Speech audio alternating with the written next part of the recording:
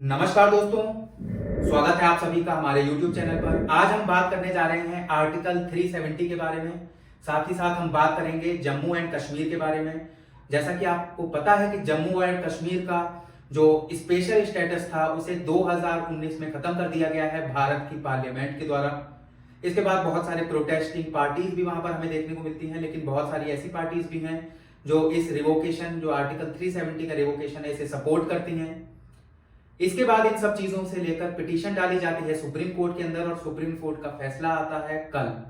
Supreme court अपने फैसले में साफ कर देती है कि प्रेसिडेंट के पास जो आर्टिकल 370 के अंदर से पावर है, प्रेसिडेंट को अलाउ करती है कि प्रेसिडेंट किसी भी सेक्शन को खत्म कर सकता है आर्टिकल 370 के अंदर। और ये पावर जो प्रेसिडेंट को मिली है, ये आपको मिली है 370 क्लॉज 3 के अंदर से। अब यहां पर आपको एक चीज समझनी है दोस्तों कि जैसा कि हम जानते हैं कि 2019 में 6 अगस्त को जब फाइनली लोकसभा से रीऑर्गेनाइजेशन बिल पास कराया जाता है जम्मू एंड कश्मीर और लद्दाख रीजन के लिए, उससे जस्ट पहले आर्टिकल 370 को रिवोक कर दिया जाता है प्रेसिडेंशियल ऑर्डर के तहत। अब ये केस पहुंचा हुआ था सुप्रीम कोर्ट में और सुप्रीम कोर्ट में इस चीज के ऊपर फैसला चल रहा था।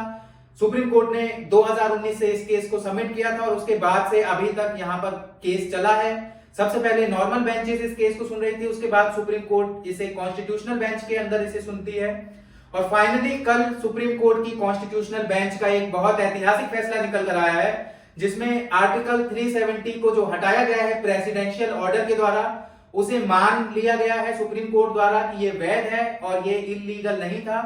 आर्टिकल 370 क्लॉज 3 ही प्रेसिडेंट को पावर देता है कि वो किसी भी आर्टिकल को खत्म कर सके, आर्टिकल 370 को भी आर्टिकल 370 के अंदर, और यूनिलैटरली ये पावर देता है। इसके लिए किसी की पार्लियामेंट की जरूरत नहीं है। ये चीजें कही हैं सुप्रीम कोर्ट के chief justice of India DY Chandrachud ने, जब ये ऑब्जर्वेशन लिखा जा रहा था जजमेंट के ऊपर। इसके बाद आपको अब यहां पर समझना है कि अब जो ये कॉन्स्टिट्यूशनल बेंच से फैसला आ चुका है, अब जो विपक्षी दल है, जो कश्मीर की पार्टीज हैं, उन सब की मांग है कि ये गलत फैसला है, वो अभी इसका प्रोटेस्ट करती हैं। अब हमें देखने को मिल सकता है कि मे बी कभी अगर कॉन्स्टिट्यूशनल बेंच दोबारा गठित की जाती है इस मुद्दे से रिलेटेड, तो उसमें भी हमें आपको समझना है कि ऐसा ही कुछ देखने को मिलेगा। क्योंकि जब 1954 में प्रेसिडेंट के द्वारा लिखे हुए आर्टिकल से ही स्पेशल स्टेटस दिया गया था जम्मू एंड कश्मीर को, तो उसी तरह प्रेसिडेंट के द्वारा ही इसे खत्म किया जा सकता है। ये चीज सुप्रीम कोर्ट ने कल बिल्कुल तरह से साफ। वीडियो को पूरा देखने के लिए धन्यवाद।